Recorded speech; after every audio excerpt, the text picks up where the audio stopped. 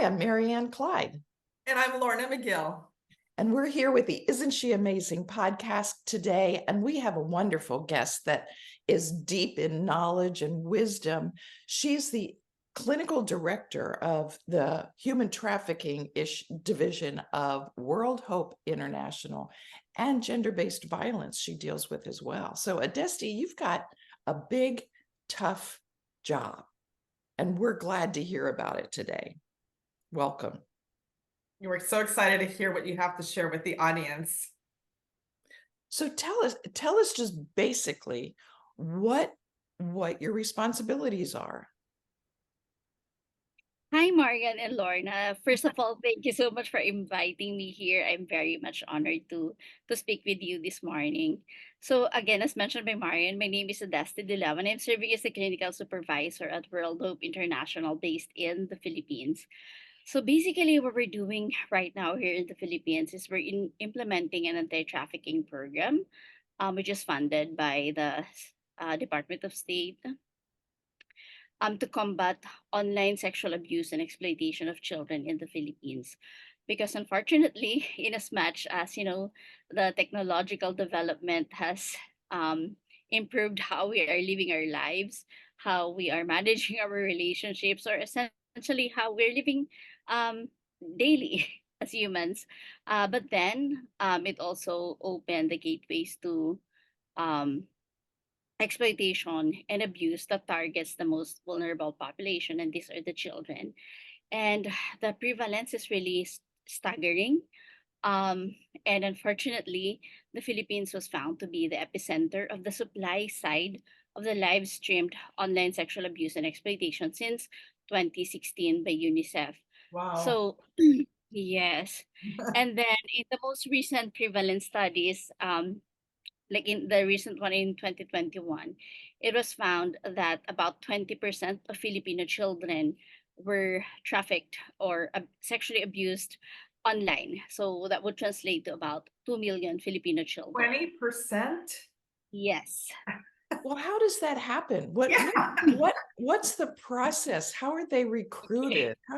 What happens? So online sexual abuse and exploitation of children, since it's very long, so we'll just call it OSEC, is a form of sexual violence that happens online. So it's through the technology platforms. It can be in apps, in dating apps, even on Facebook. It can be anywhere in the internet, even in games that where children are playing. So where predators anywhere around the world, anytime can access vulnerable children. And unfortunately, the trafficking version of it here in the Philippines happens through accessing children, and that's usually facilitated by family members or relatives because of a lot of factors. And Wow. then they traffic these children online to mostly, of course, from affluent countries, and then they just get paid for a few dollars, and it helps them get by. So we have as young as 2 years old, but the mean age is 12. So we have as young as two, Ooh. and yes. Wow. Wow, that's just, I mean, how do you, I mean, that's just like dealing with that like on a daily basis. Like, how do you personally process that and knowing that you're looking to do some, good and change that? But I would imagine it still is difficult for you personally. For sure it is, and it still is.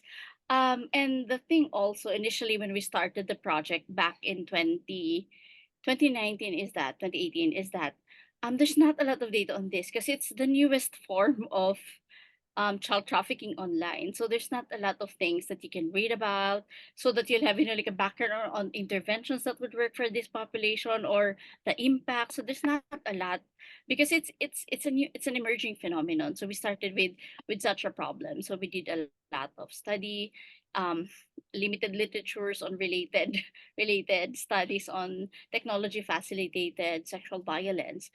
And then how we're dealing with it is through um, programs that target prevention and protection.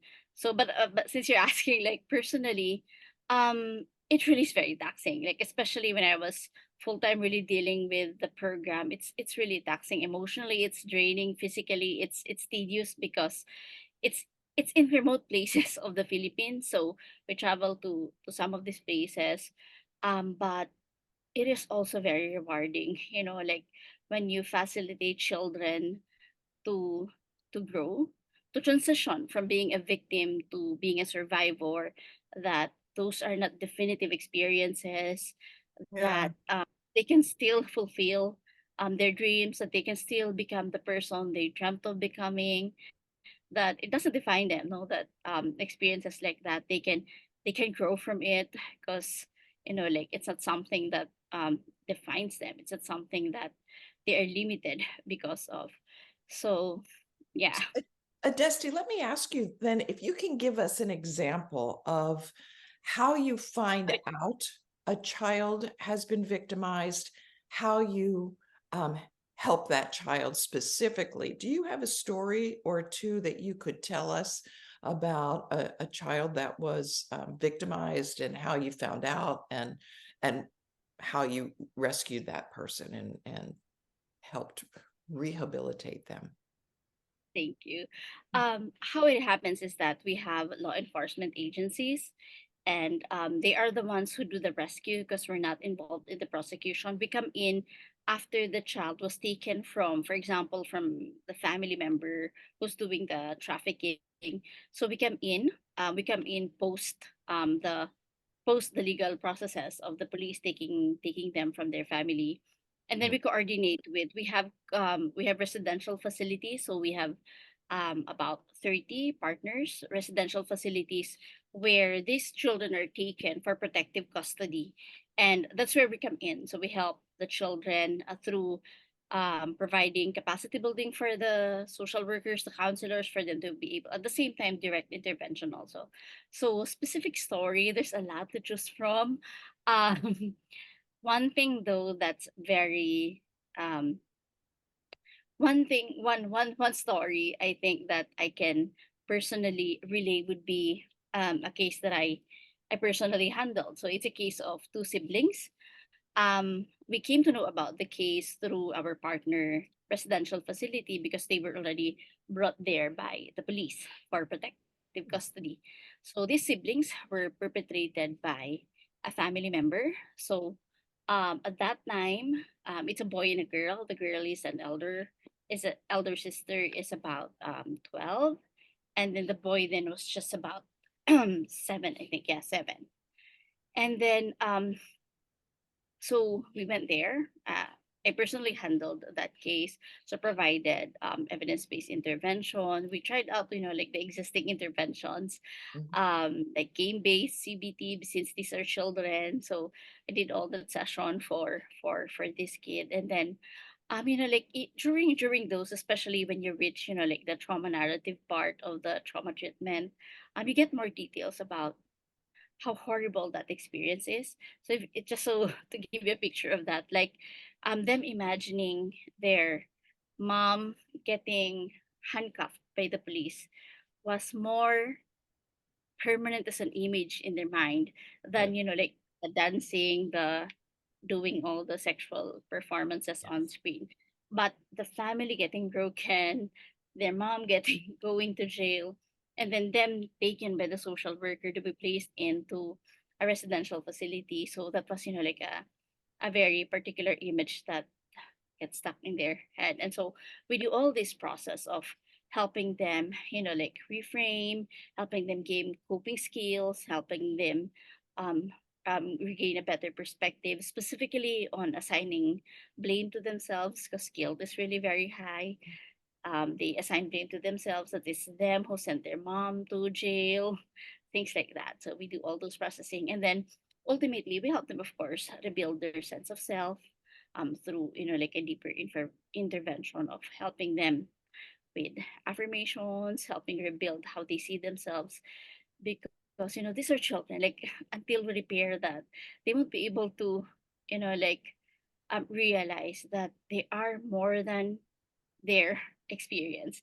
They are more than that traumatic event, that they can rise above that, that they can still become someone. They can still become somebody in the future, but that's anchored through until we're able to help them rebuild their self-worth really, so that they can still, like, become functional as an adults and be more adjusted in the society. Well, Adesty, there's a couple things that you said that I think probably goes by us so quickly that we really don't think about it. Is number one, that they do tend to blame themselves.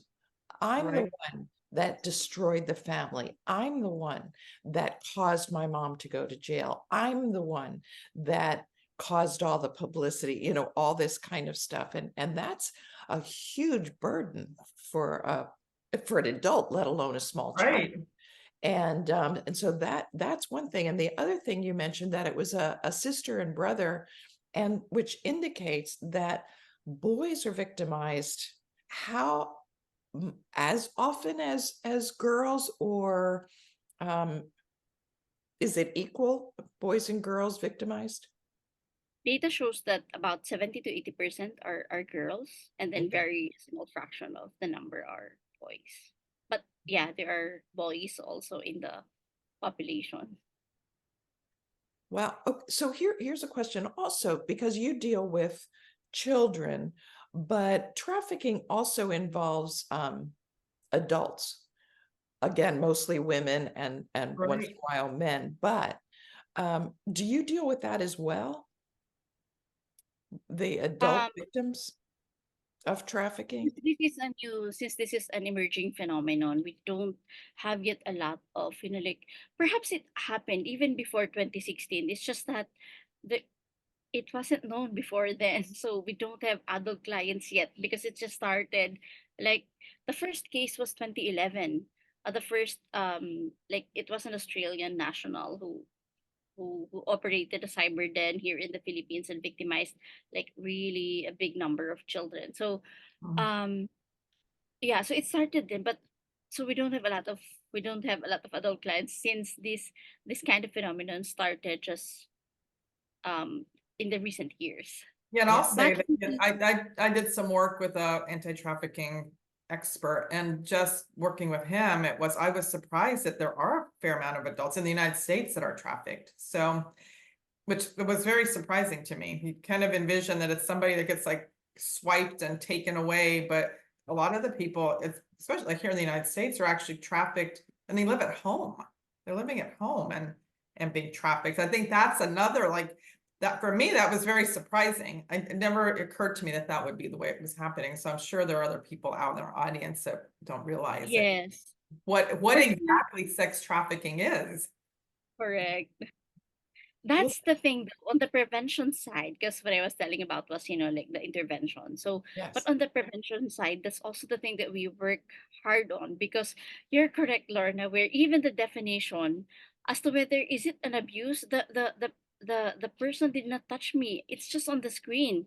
So that's the thing that we need to, like, we need a lot of education and awareness. We go down into the local communities to educate them about abuse, about online sexual abuse and exploitation, because even that basic information is just when you're used to, like, poverty and a lot of community vulnerabilities, like could be some crimes, abuses, like what's what is stripping or dancing in front of a camera compared to the things that they see every day. And so, like, it gets downgraded into, no, it's a lesser form of abuse, or perhaps it may not even be an abuse. And so Right. that's the thing that's the thing that we work hard on to educate parents. And so yeah, our awareness campaign focused on targeting the young people because they are the vulnerable population. So youth leaders we work with youth leaders to train them, because peer education is important so they can relay information to their peers.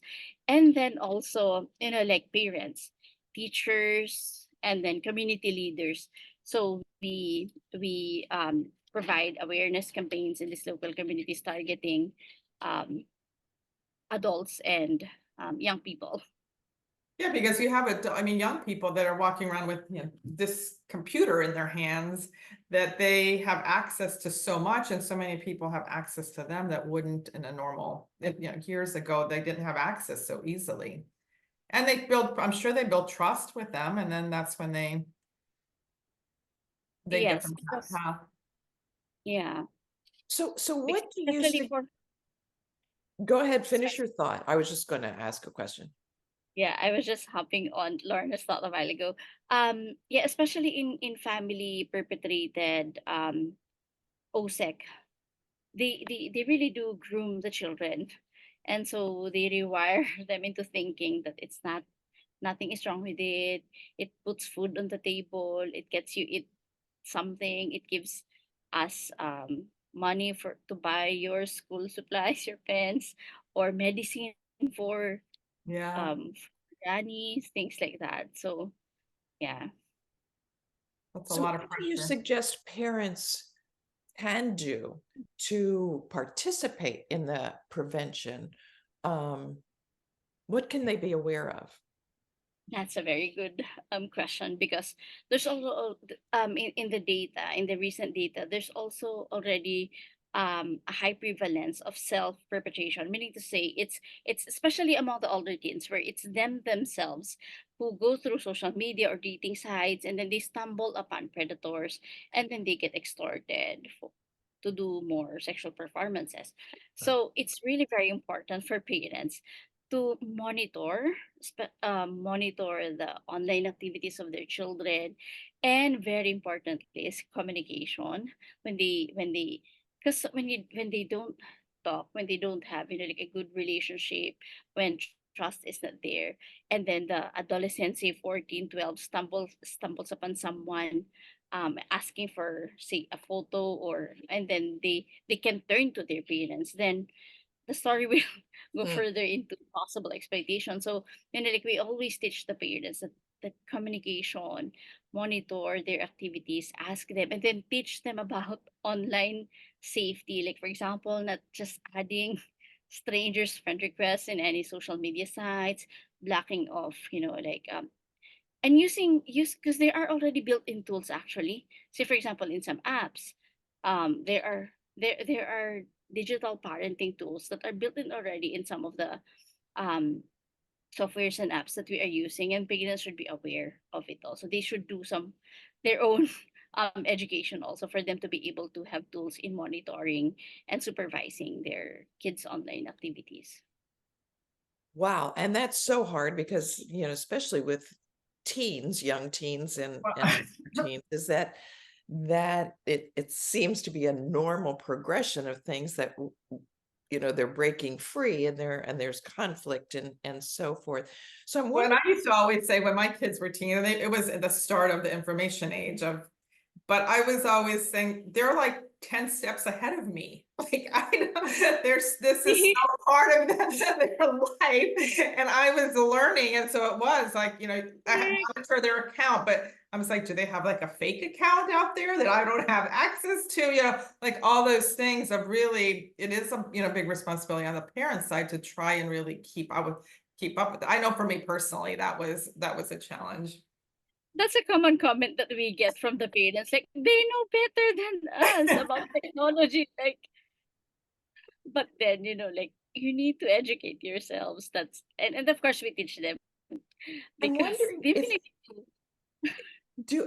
do any of your prevention programs include maybe family therapy or parent education about how to improve your communication with your teen, um, how to be bold enough to say something and not be afraid, that kind of thing.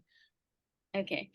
Yeah, that's part of the deeper level of prevention that we're doing, because again, especially in the Philippines, it's a family-based crime. Like the trafficking version of OSEC is a family-based crime, and it's difficult to do the intervention when the child is already harmed. So like we have we developed, capacity building programs for parents. So this includes positive parenting, and then that we download into the local communities, and it includes, like the communication, building trust, emotional regulation, and then we include these pieces of, like how they can help their kids navigating the cyberspace, So yeah, because we believe that prevention is really the key, especially within families. Mhm. So yeah, we do that. And then we also have intervention for the families that were already impacted. So we call it the healing home.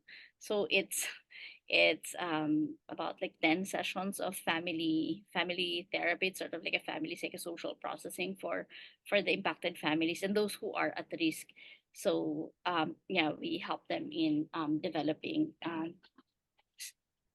deeper relationship with each other, positive communication, Mhm. discipline. Yeah, at the same time, yeah, strengthening their coping also, and yeah, strengthening their family cohesion in general. Because especially after having gone through such a phase, like the family really gets broken down.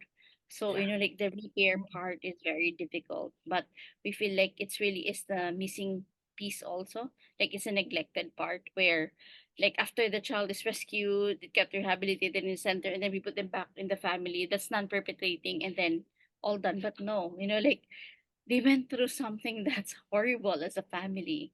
And sometimes the process for the child, the rescue, the rehabilitation in a recovery center, and the reintegration would take about like months to years. So they missed a lot of time.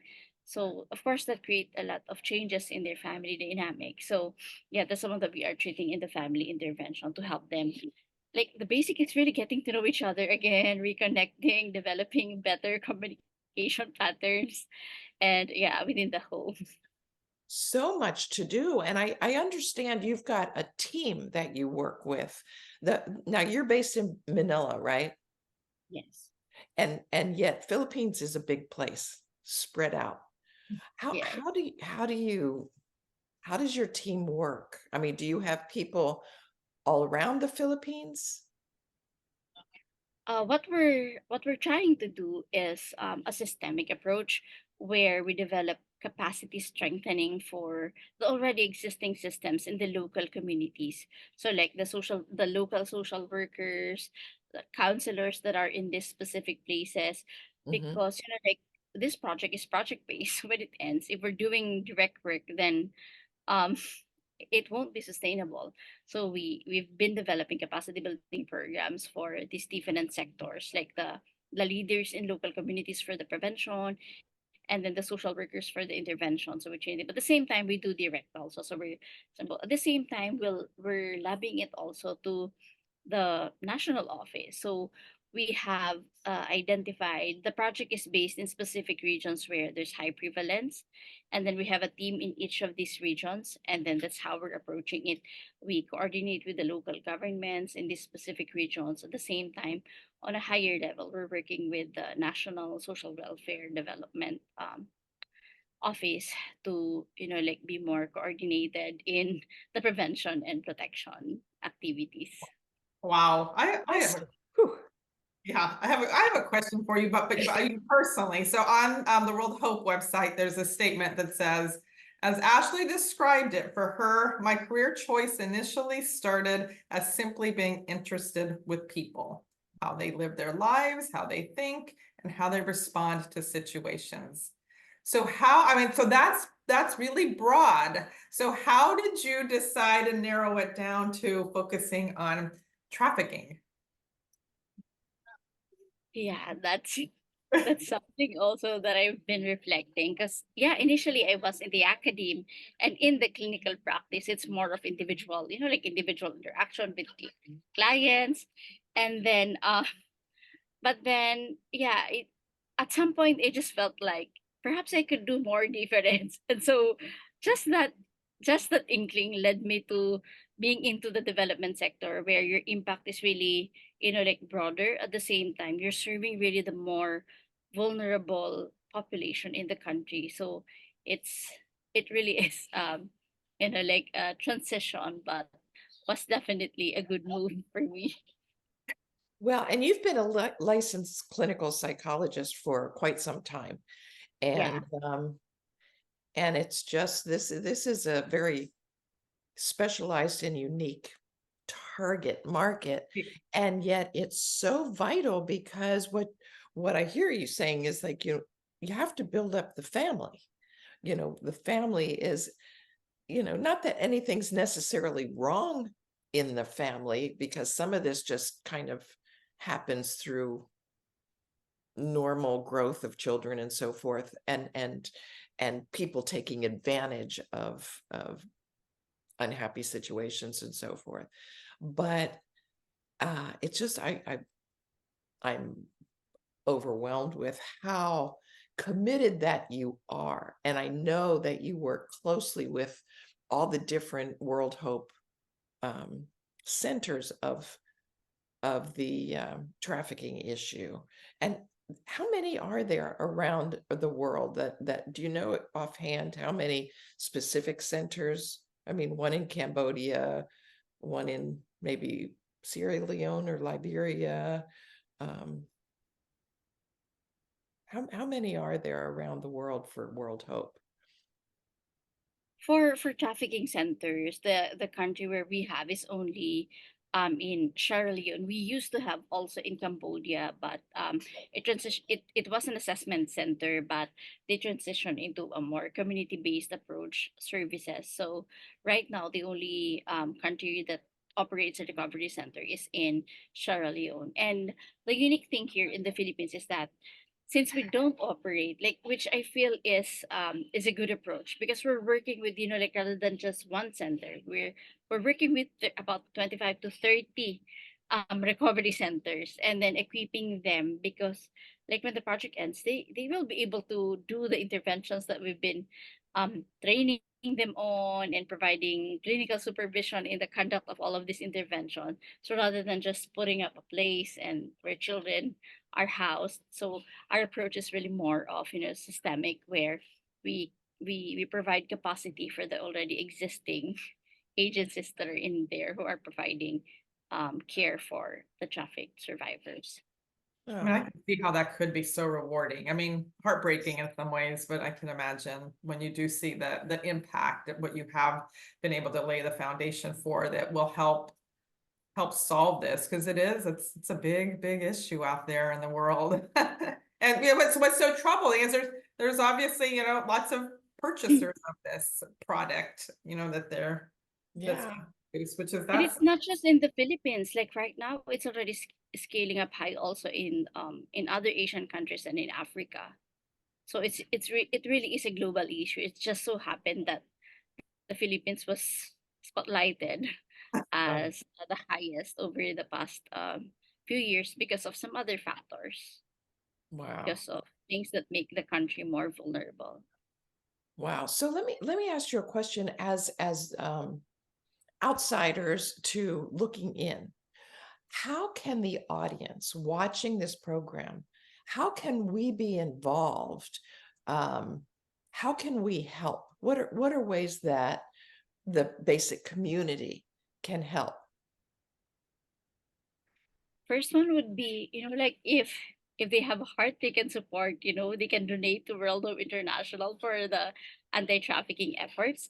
And then of course there's a lot of ways to help. And first thing, it starts with the family. So start with your own. Like, make sure that you're monitoring your children and that you have a good relationship with them, so that they won't get harmed, because there's really is harm in the cyberspace. So that's one. And another thing would be to help those, especially those who are already in the anti-trafficking efforts, do more of this work, because there are children out there who are really vulnerable and are being exploited. And also because, as we know, the internet is a big space, and there's a lot out there who may have, for sure, who were not served. So, like, our message, like, for especially for those who went through these forms of horrible experiences, is that um there's always hope. Like, there's there there's light and there's healing, and it starts with them wanting to receive help. But the thing is that experiences like that, we can always transform. There's growth from experiences like that as well. So it's not always something that would determine a horrible future, because we do can rise from experiences like that. Thank you. Well, I want to ask you, are there symptoms we can be aware of, or the community can be aware of, that if a child might be being victimized, are there specific things that the outside people can look for? What we usually discuss with parents and other community members is that there are it's really difficult to spot, but there are some red flags that can be noticed. Like for example, gradual changes in the child's behavior. For example, they are more isolated. They are, like manifesting low mood and are more irritable, and decline in academic performance, and increased internet use or increased screen time. I mean, at the same time, yeah, just being more isolated, and because they can be secretive during phase like that. So those are things that can be monitored. And again, through monitoring of their activities, because that's one of the ways that they can really check as to whether there's possible harm. And also, sometimes it happens because it's a borderless form of crime. So being sleepy, or like their sleep cycle getting irregular, is all can possibly be an indicator as well. And what do you, so if you suspect it, like then what would you do? Like who would you contact, or like, say it's like a friend, your Yes. friend's daughter, and you're like, well, I'm not really comfortable. I just suspect that maybe there's something going on, but I don't know her the daughter that well, or I don't know that my friend will take it seriously or be insulted. But like, what do you do if you suspect that there's something? For example, here in the Philippines, because I'm only familiar about the process here, is that they can always contact the local service office, the local social welfare office, because it's them who would usually um, start the process of checking if there's a child being victimized, and then so that the child can be taken away from an exploitative situation. But I'm very certain that in most countries, there's always a hotline that Right. teachers can call, that parents can call in times when they suspect that a child is being abused or exploited online. Well, that's good to know. So, as we try to be vigilant and good community members and so forth, and we'll put the World Hope website on, so people can donate. And if you have a hotline that you want us to put on Sure. for the Philippines, we can Great. do that. So let us know those things when we get offline here, and we'll fix that. Sure. But what words of wisdom do you have to leave our audience with, so that they can feel like they're part of the solution rather than part of the problem?